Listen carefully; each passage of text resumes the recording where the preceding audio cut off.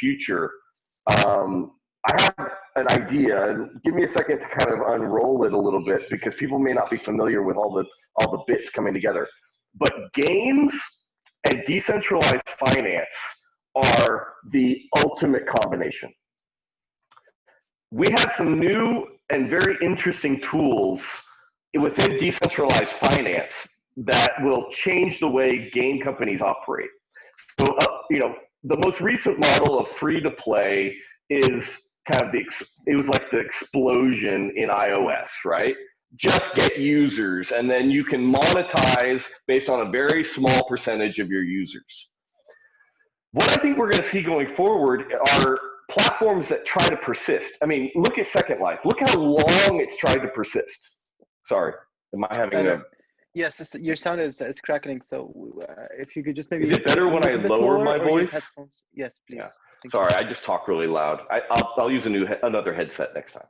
So, we look at how long Second Life has persisted, but any platform that is a long persisting platform, it builds technical debt, right? It depreciates because its platform was built on technology that is old and not as performant. And so you get this technical debt that builds over time. And that's why we see these life cycles of games where you have the initial adoption, right? You have to spend a lot of money to develop that platform. And that money is hard to get. It requires investors to take a big chance. They want to see a large adoption. They want to see the capitalization reach the point where it was worth it. And then there's like a natural decrease because of that technical debt builds up, and new offerings come to the table that are much better, much more immersive, better graphics, better concepts, more exciting in terms of like what the next generation wants to see. And so we see that decline. But projects like Second Life have, and there's others like Ultima Online, Entropia Universe, things where value really was built, they seem to have a longer tail. And DeFi is where we can come in and change the model. Let me explain this. There's two projects that people should check out. One is called Pool Together. Another one is called RDAI.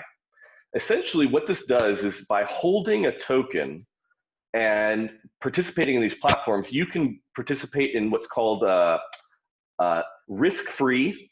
It's not totally risk-free because there is a code risk, but risk-free loans, and you get an interest rate.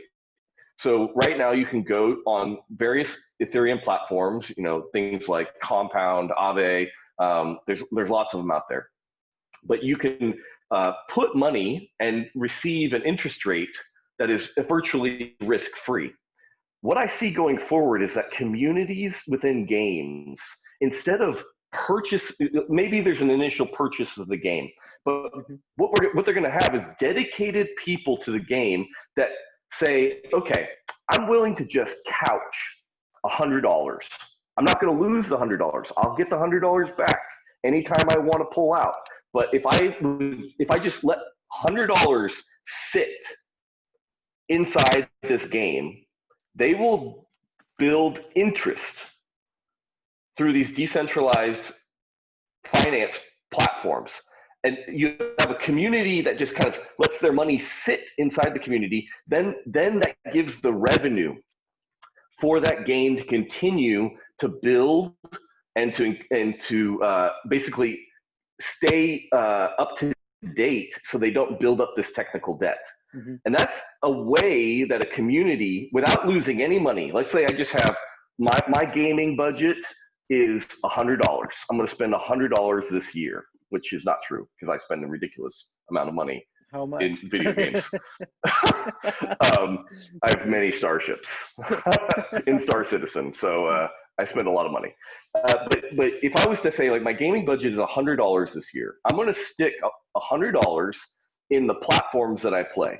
And then the interest gained on decentralized finance platforms pays the development companies to continue to build and augment the game. Mm-hmm. Now, that also creates this incentive for interoperability, because the games that I participate in all be interoperable, because when I buy the assets, Now I'm accruing value across all my virtual identity, and I want those all to be interoperable. So now as a customer, I'm pushing the game companies that if you want my interest-bearing dollars, then you have to align with my interests.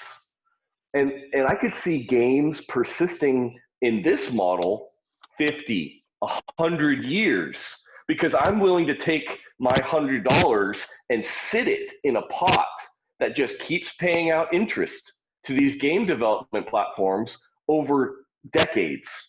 Okay. And I can always, when I'm tired of the game or I want to do something else, I can pull that money back out. It's my money. I only used it as a means to gain interest for these platforms.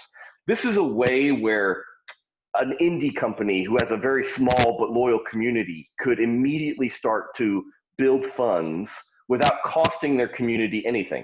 Just like, I'm excited about this game to come to light. Yeah, I'd be willing to couch $500 that I can take back at any time so this game can get built. It's a lot like the Tesla model, to be honest. Like, Right. do I have a Cybertruck pre-order? Heck yes, I do, because it cost me $100 for the opportunity in the future to buy a Cybertruck. If someone came to me and says, here's a game, and I got excited, here's my $100. I'll let it sit there because I one day want to play your game. And if it doesn't come to light, I get my $100 back.